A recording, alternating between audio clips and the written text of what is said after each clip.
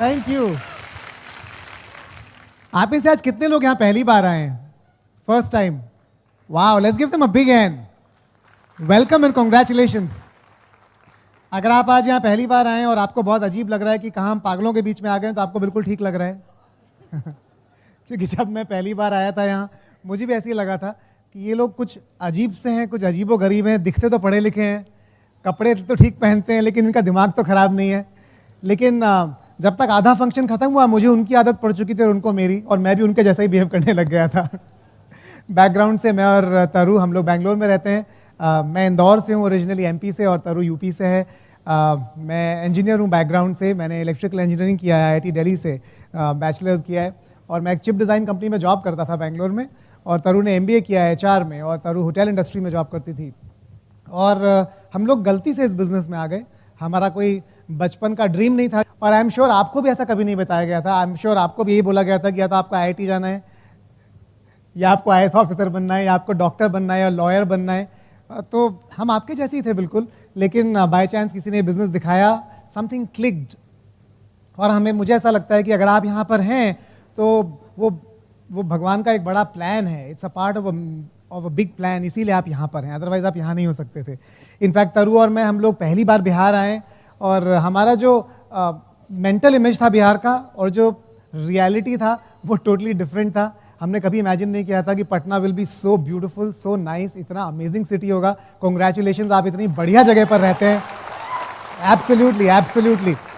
In fact मेरा बिहार का mindset सिर्फ मेरे आईआईटी के दिनों से था, क्योंकि मेरे हॉस्टल में किसी एक स्टेट के सबसे ज़्यादा लोग अगर थे तो वो बिहार से थे, मेरे फ्रेंड्स। तो वो पहला रिकॉर्ड सुना था मैंने, और फिर दूसरा रिकॉर्ड सुना जब मुझे पता चला कि सबसे ज़्यादा आईएएस ऑफिसर्स इंडिया में बिहार से हैं, और तीसरा रिकॉर्ड बनने वाला है, सबसे ज़्यादा डायमंड्स बिहार से होने वाले हैं। इनफैक्ट हम लोग कल शाम को यहाँ, कल आफ्टरनून में पहुँचे थे, और आज सुबह से हम लोग राजेश, नताशा और रंजीत सुलोचना के साथ में, और इतने अनबिलीवेबल हैं। मेरा पेट दुख रहा है अभी हंसते हंसते उनकी कहानियाँ सुन सुन के। जब वो स्टेज पर आएंगे तो पूरा कंट्री हिल जाएगा, क्योंकि इतने सिंपल लोग, इतने पावरफुल, इतने इम्पैक्टफुल, और इतनी इंटरेस्टिंग लाइफ है उनकी। तो इसलिए उनको देखकर विश्वास आता है कि हर तरह का इंसान, हर तरह का आदमी ये बिजनेस कर सकता है। और इसलिए अगर आपको लगता है यहाँ पर बैठकर आज कि पता नहीं हम ये बिजनेस कर पाएंगे कि नहीं कर पाएंगे, तो आपको गलत लगता है। आपने सिर्फ इनफ लोगों की सीडीज सुनी नहीं है, इनफ लोगों से आप मिले नहीं हैं। आप मिलेंगे तो आपको समझ में आएगा कि अगर वो कर सकते हैं तो आप भी कर सकते हैं। दिस बिजनेस इज नॉट, ये कोई अजीब और गरीब चीज़ नहीं है। It's a very simple business. In fact ये बिजनेस इतना सिंपल है कि इसके लिए पढ़ा लिखा होने की भी ज़रूरत नहीं है, कॉमन सेंस की ज़रूरत है। पर एक चीज़ जिसकी ज़रूरत है, एक एजुकेशन जिसकी ज़रूरत है, वो है ड्रीम देखने की एजुकेशन। वो होने की बहुत ज़रूरत है, और मुझे लगता है कि वो मिसिंग है। हमारे दो बच्चे हैं, एक 7th क्लास में बेटा हमारा आदि, और बेटी 1st क्लास में। और हमारे बेटे के सारे सब्जेक्ट्स हैं अब, इंग्लिश, हिंदी, हम वहाँ कन्नड़ पढ़नी पड़ती है, maths, physics, chemistry, biology, history, civics, geography और एथिक्स। एक सब्जेक्ट मिसिंग है, मुझे लगता है एक सब्जेक्ट मिसिंग है, जो कि मेरी स्कूलिंग में, मेरे कॉलेज में, उसकी स्कूलिंग में कभी भी इंक्लूड नहीं हुआ है, और आई एम श्योर आप भी अग्री करेंगे। उसका नाम है सक्सेस। हम सबकी एजुकेशन में एक टॉपिक की ज़रूरत थी जिसका नाम होना चाहिए था how to become successful in life. क्योंकि अगर वो हमें जब हम 5 साल के थे, 10 साल के थे, 15 साल के थे, तब सिखा दिया जाता, तो शायद हम सबकी लाइफ की सक्सेस जर्नीज बहुत छोटी हो जाती। पर मेरे ख्याल से वो सब्जेक्ट इसलिए नहीं है क्योंकि सक्सेस सब्जेक्ट को सिखाने के लिए एक सक्सेसफुल टीचर की ज़रूरत है, और वो शायद ढूंढना बहुत ही मुश्किल काम है, इसलिए शायद वो सब्जेक्ट ही मिसिंग है। लेकिन जब ये बिजनेस में हम लोग पहली बार आए, तब हमने सुना कि सक्सेस क्रिएट करने के लिए क्या चाहिए, और हमने 4 स्टेप्स सुने। उन्होंने कहा आपको अपनी ड्रीम्स आइडेंटिफाई करनी पड़ेंगी, आप अपने ड्रीम्स के पिक्चर लगाने पड़ेंगे, कुछ गोल्स बनाने पड़ेंगे। उससे पहले हमने ये कॉन्सेप्ट कभी सुना नहीं था, और लगा कि अरे यार ये तो बात करने के लिए स्टेज पे बात कर रहे हैं। उन्होंने मुझे कुछ बुक्स दी, जब मैंने वो बुक्स पढ़नी शुरू की, मुझे समझ में आया बुक्स में भी यही लिखा है। इनफैक्ट एंड्रू कार्नेगी दुनिया के सबसे बड़े पहले करोड़पति थे, अरबपति थे, स्टील बनाते थे, और वो इतने सक्सेसफुल थे, उनकी बड़ी इच्छा थी कि दुनिया के सब लोगों के लिए सक्सेसफुल होना आसान हो जाए। तो उन्होंने एक राइटर थे नेपोलियन हिल, उनको कमीशन किया और उनको एक प्रोजेक्ट दिया कि जितने भी करोड़पति हैं यूएस में आज की तारीख में, 1900 की बात है, आप उन सब पर रिसर्च कीजिए, उन सब के इंटरव्यू लीजिए, उनसे मिलिए और एक किताब लिखिए जिससे कि लोग ये सीख पाए कि सक्सेसफुल कैसे हुआ जाता है। नेपोलियन हिल ने उस जमाने के जितने भी अरबपति थे सबके इंटरव्यू लिए, उनके साथ टाइम स्पेंड किया, उनके साथ रहे और 18 साल की रिसर्च के बाद एक किताब लिखी। उसका नाम था, 4-5 किताबें लिखी, उनमें से एक किताब थी थिंक एंड ग्रो रिच, एक थी मास्टर की टू रिचेज, एक थी लॉज ऑफ सक्सेस। और उन सारी किताबों में आपको पता है पहला चैप्टर क्या था? डिजायर मतलब ड्रीम। दूसरा चैप्टर क्या था? डेफिनेट चीफ एम, मतलब कि गोल। तो मैंने जब वो किताबें पढ़ी मुझे लगा अरे यहां भी यही बात कर रहे हैं। जब मैंने सक्सेसफुल लोगों की सीडीज सुननी शुरू की, टॉक सुननी शुरू की हमारे बिजनेस में और बाहर, वो भी यही बात कर रहे थे। तो मुझे पहली बार समझ में आया कि हमें अपनी ड्रीम्स लगानी पड़ेंगी। वो स्टेज पे जब मैं सेमिनार में जाता था लोग पूछते थे किसको बड़ा घर चाहिए, और लोग खड़ा करते थे हाथ, और मैं सोचता था यार बड़ा घर मतलब ठीक है 1 BHK में भी काम चल रहा है, अभी तो बैचलर थे, कुछ बड़ी ड्रीम नहीं समझ में आती थी। वो पूछते थे कौन BMW चलाना चाहता है, तो लगता थे यार अभी तो स्कूटर चला रहे हैं बजाज, BMW तो थोड़ी दूर है, बजाज मोटर वर्क्स है हमारी, BMW का क्या करेंगे अभी। तो हमारी ड्रीम्स बिल्कुल भी क्लियर नहीं थी जब मैंने ये बिजनेस शुरू किया। और वो बोलते थे आप अपने घर पर जाइए, आपके फ्रिज पर आपकी ड्रीम्स की पिक्चर चिपकी हुई होनी चाहिए। जब मैं घर जाके ड्रीम्स की पिक्चर्स ढूंढने की कोशिश करता था तो दिमाग बिल्कुल कंफ्यूज हो जाता था। अगर मैं आपसे भी पूछूंगा यहाँ पर, तो जब मैं लड़कियों से पूछूंगा ना यहाँ पर जितनी भी लड़कियां हैं कि आपके ड्रीम्स क्या हैं, तो आप 5 मिनट में 50 ड्रीम गिनवा देंगे, पट पट पट पट पट पट।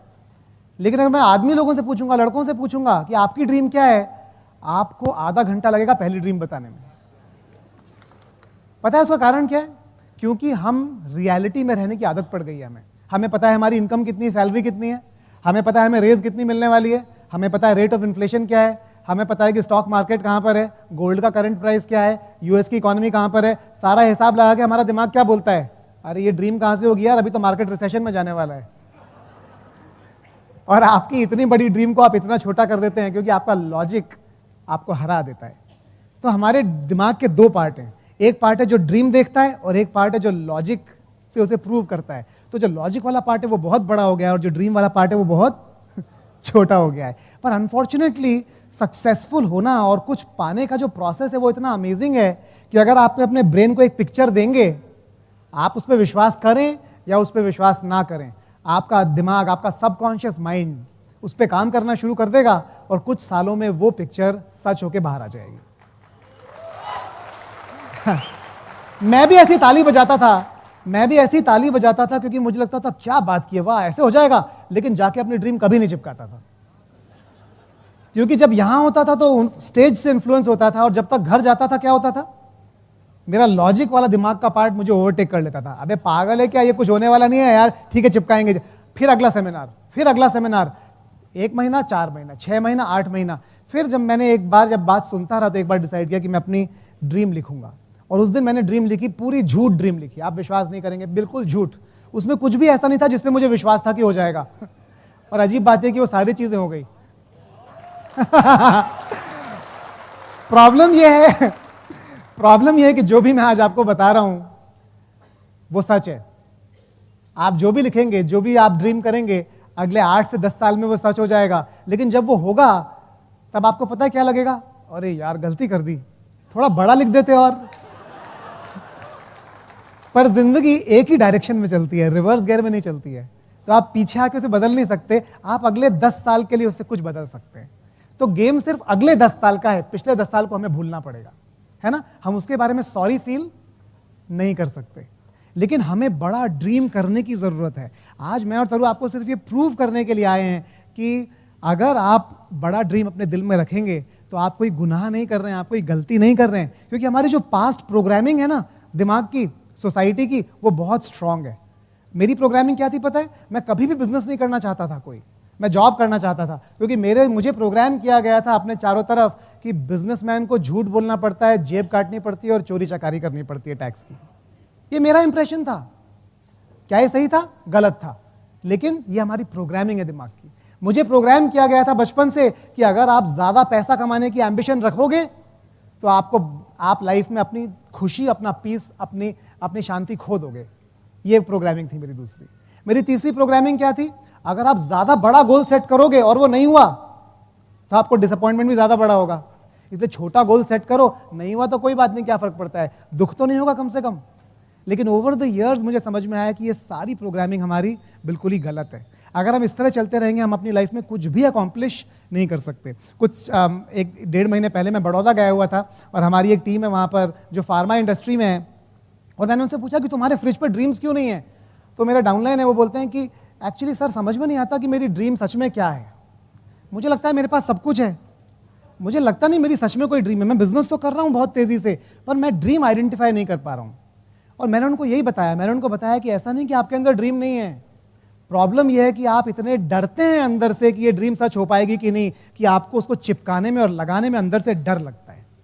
लेकिन अगर आप लगा देंगे तो दुनिया की कोई ताकत नहीं है जो उस ड्रीम को पूरा होने से रोक पाए।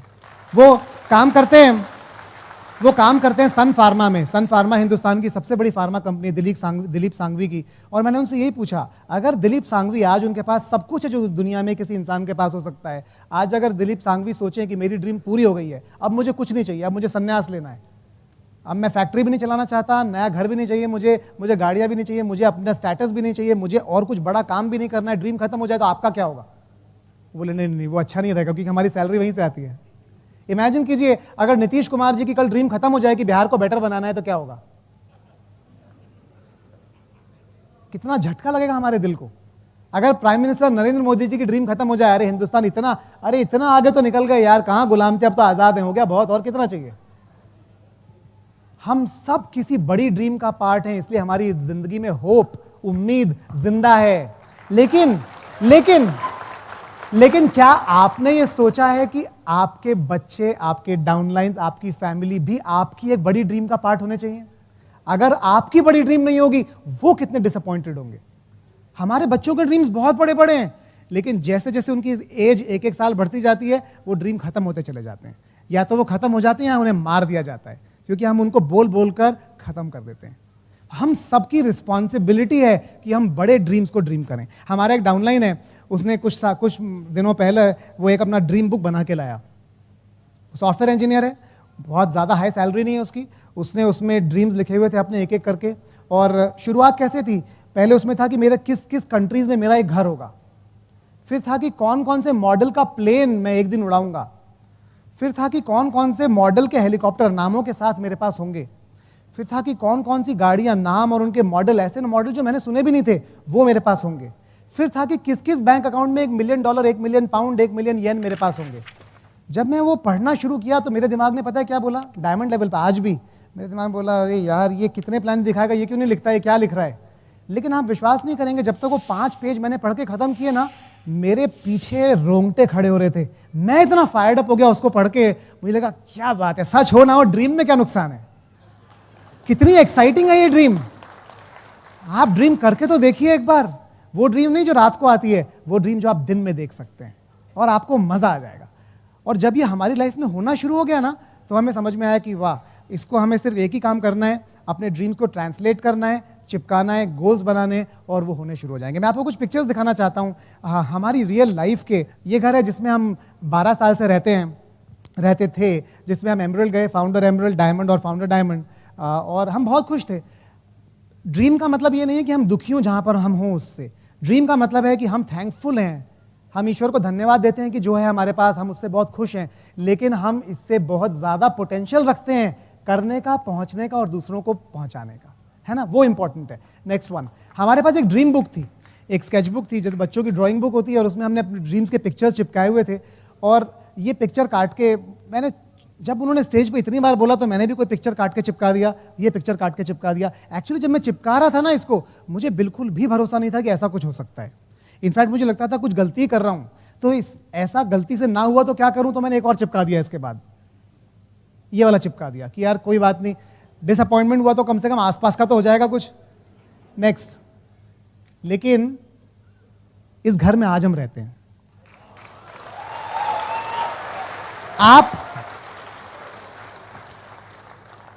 आपने एक बार ड्रीम देखने का प्रोसेस शुरू कर दिया ना, तो कंट्रोल आपके हाथ से बाहर निकल गया, क्योंकि ड्रीम आपने ऊपर भेज दी और उसका इकट्ठा होने का काम शुरू हो गया।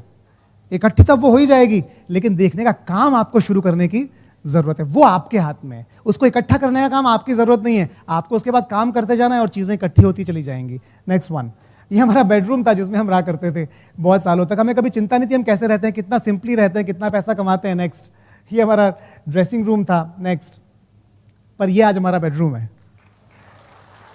हाँ, ब्यूटीफुल। आज हम जब किसी 5 स्टार होटल में जाते हैं ना, हमें लगता है अरे यार कहाँ रह रहे हैं, अपने घर वापस चलते हैं। नेक्स्ट, ये हमारा ड्रेसिंग रूम है अब। नेक्स्ट, ये हमारा ड्राइंग रूम हुआ करता था। हमें शर्म आती थी अपने रिलेटिव्स को बुलाने में। इनफैक्ट तरु के रिलेटिव्स सारे के सारे बहुत ही हाई गवर्नमेंट पोजीशंस में हैं, सारे बहुत एस्टैब्लिश्ड हैं, और जब वो आते थे बैंगलोर तो तरु को शर्म आती थी कि उनको घर कैसे बुलाएं, इनसे बाहर ही मिल लेते हैं अंकुर, क्योंकि इनको बताया हुआ था हम बहुत बड़ा बिजनेस करते हैं, पर अगर हमारा घर आके देखेंगे सोफा भी नहीं है तो क्या सोचेंगे। सोफा हमारे घर में कभी नहीं था 12 साल से, क्योंकि हम होम मीटिंग कहाँ करते, वरना हम इसको हटाते थे दरी को, यहाँ पर चेयर्स लगाते थे और अपनी होम मीटिंग करते थे हफ्ते में 3 बार। या तो होम मीटिंग कर सकते हैं, सोफा रख सकते हैं। नेक्स्ट, सोफा नहीं रखा तो अब ये हाल है। This is how it is now. Next, हमने अपना पूरा बिजनेस ऐसे बिल्ड किया है इस डाइनिंग रूम में। नेक्स्ट वन, और अब ऐसे है। Is that nice?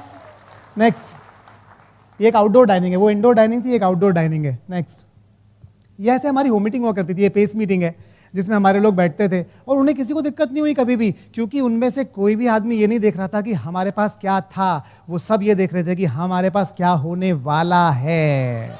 ये इंपॉर्टेंट है। नेक्स्ट, ये हमारा सो कॉल्ड होम थिएटर था। नेक्स्ट वन, ये हमारा करंट मीटिंग रूम है और होम थिएटर है।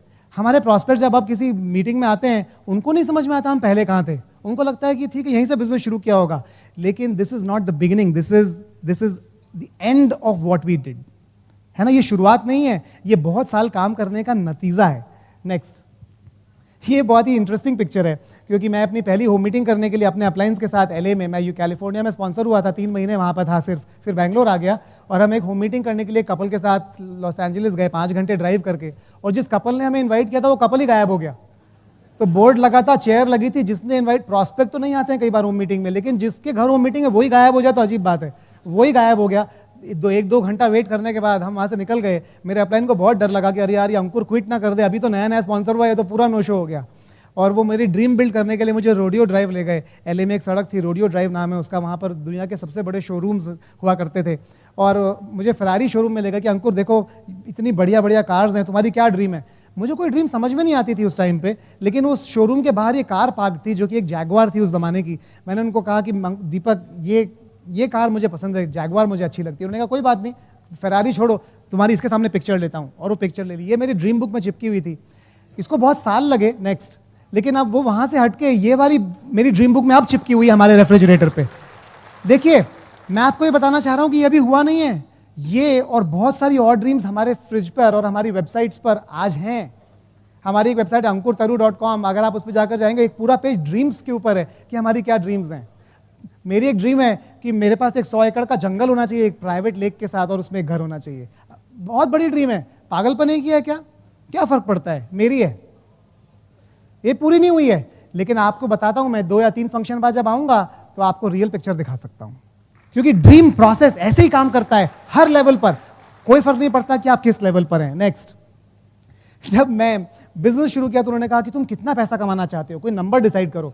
अब नंबर मतलब आप समझ रहे हैं, मैं इंजीनियर हूं, ये सारी चीजें हवा वाली डिसाइड करना बहुत मुश्किल काम है, क्योंकि हम उसी पे विश्वास करते हैं सिर्फ जो हमें दिखता है, जो नहीं दिखता उस पर हम विश्वास करने के लिए बिल्कुल भी तैयार नहीं है। तो मैंने रैंडम फिगर लिख दिया 25,000, क्योंकि मेरी सैलरी थी 22,000, तो मैंने 25,000 लिख दिया। प्रॉब्लम ये थी कि 1.5 साल में वो ट्रू हो गया। तो उन्होंने कहा अब आपको नया नंबर लिखना पड़ेगा, तो मैंने एक पेपर पर ये डिज़ाइन बना के लिखा ED, उसके नीचे लिखा 1 लाख और वहाँ लिखा 2,000, emerald direct in 2000 making 1 lakh rupees a month. मुझे बिल्कुल भी विश्वास नहीं था कि हो जाएगा, लेकिन मैं सिर्फ उस थ्योरेटिकल प्रोसेस को फॉलो कर रहा था जो मुझे सिखाया गया था। मैंने इसको अपने नोटबुक पर चिपका दिया, प्लानर पर चिपका दिया, क्यूबिकल में चिपका दिया, अपने ऑफिस के कंप्यूटर पर चिपका दिया, लैपटॉप पर चिपका दिया। मेरे कलीग्स मेरे क्यूबिकल में आते थे और पूछते थे ये क्या बना रखा है तूने, अब उसको कैसे समझाऊं कि एमरल्ड डायरेक्ट क्या होता है। तो मैं उसे बोलता था मैं अपनी कंपनी खोलूंगा ना तो ये मेरी सॉफ्टवेयर कंपनी का लोगो होगा। ना सिर्फ ये पूरा हुआ, इसके आगे 1 0 और, उसके आगे 1 0 और मुझे पता है कि अगर आप और हम साथ में काम करेंगे तो 1 0 और लगा सकते हैं। कोई लिमिट नहीं है कि उस एक के आगे हम कितने 0 लगा सकते हैं, है ना।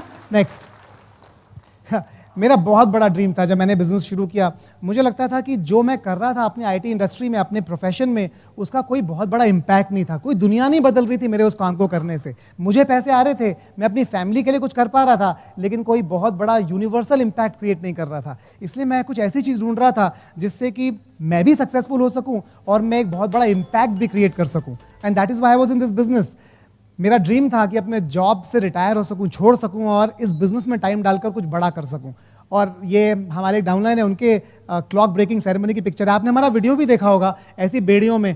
हमें बड़ा शौक है ये करने का, जेल वाले कपड़े पहनाकर जब कोई जॉब छोड़ने वाला होता है और जाके अलार्म क्लॉक ब्रेक करते हैं, उसके कपड़े उतार देते हैं कि आज जेल से फ्री हो गया। ये बढ़िया ड्रीम है कि नहीं है? आप में से कितने लोगों का ड्रीम है ये?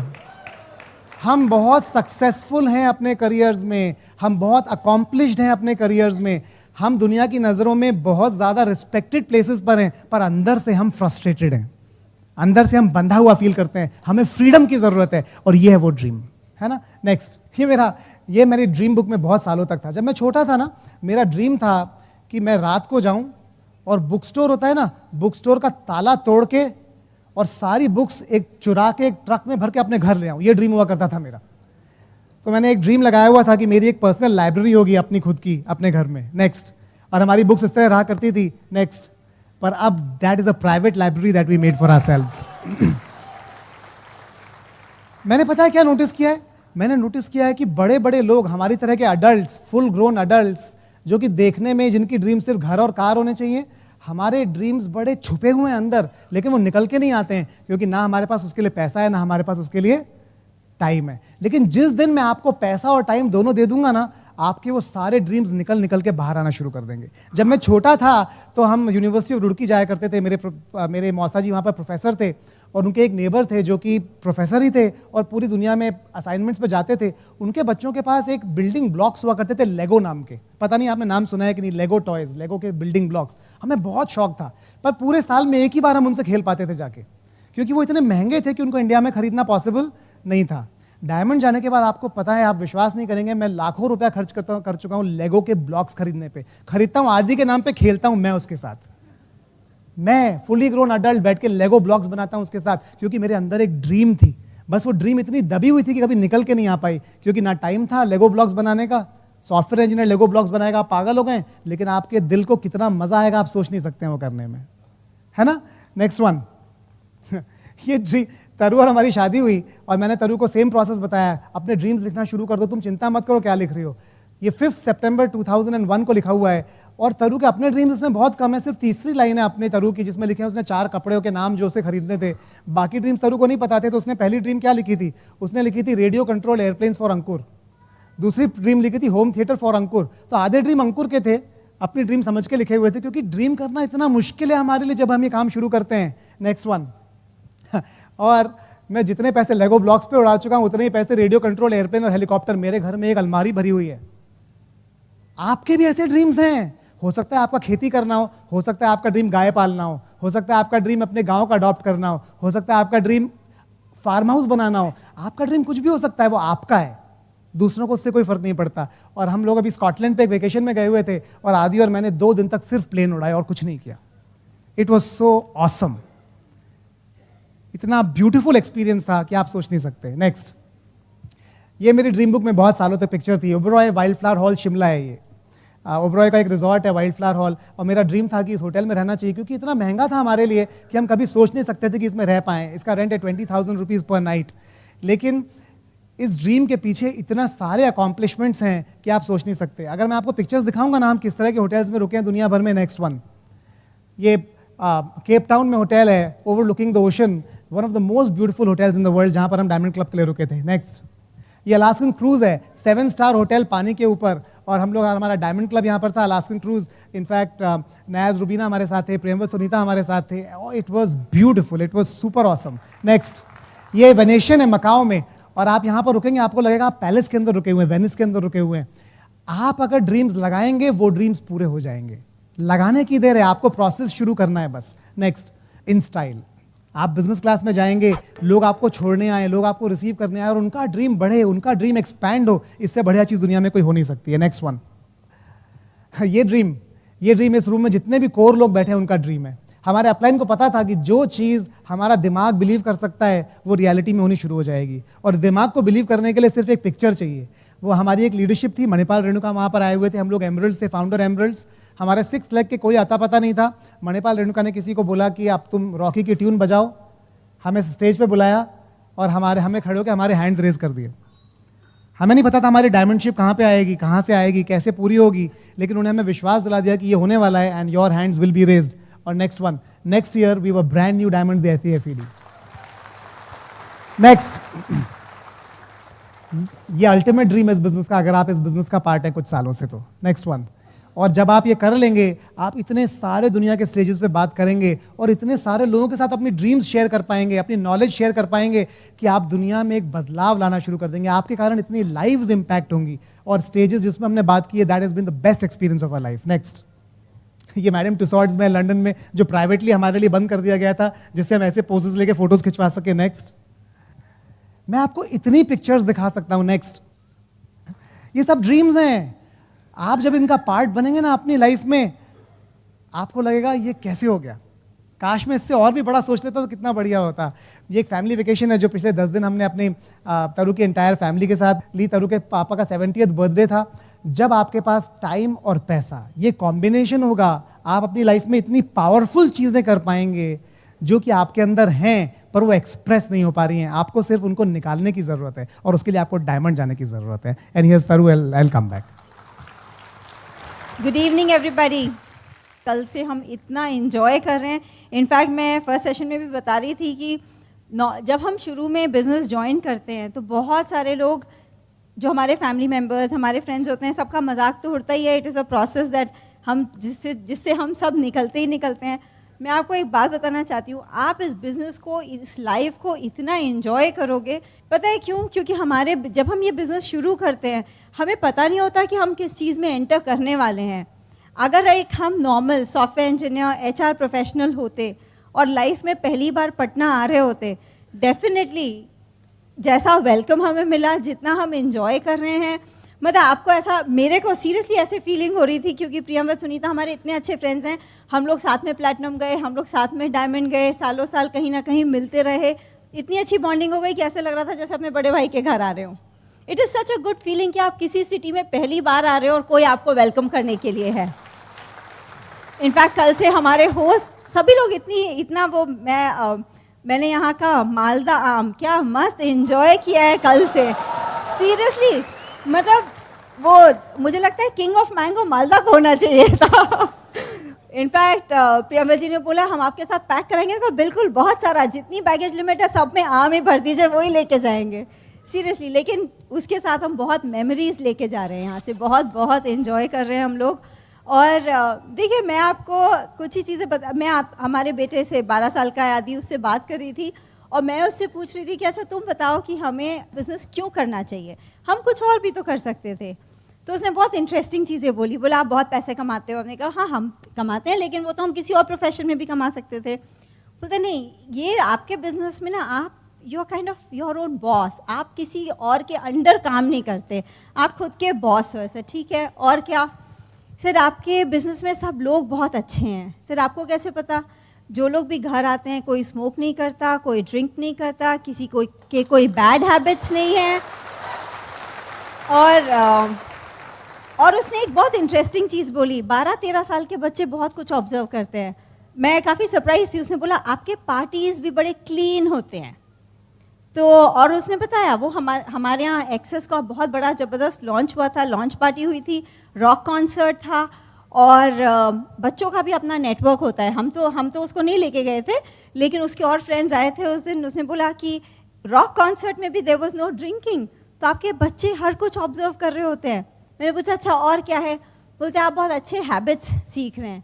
तो हमने कहा हमारे तो सारे मम्मी पापा के सारे हैबिट्स अच्छे हैं, फिर हम क्या अच्छी हैबिट्स सीख रहे हैं?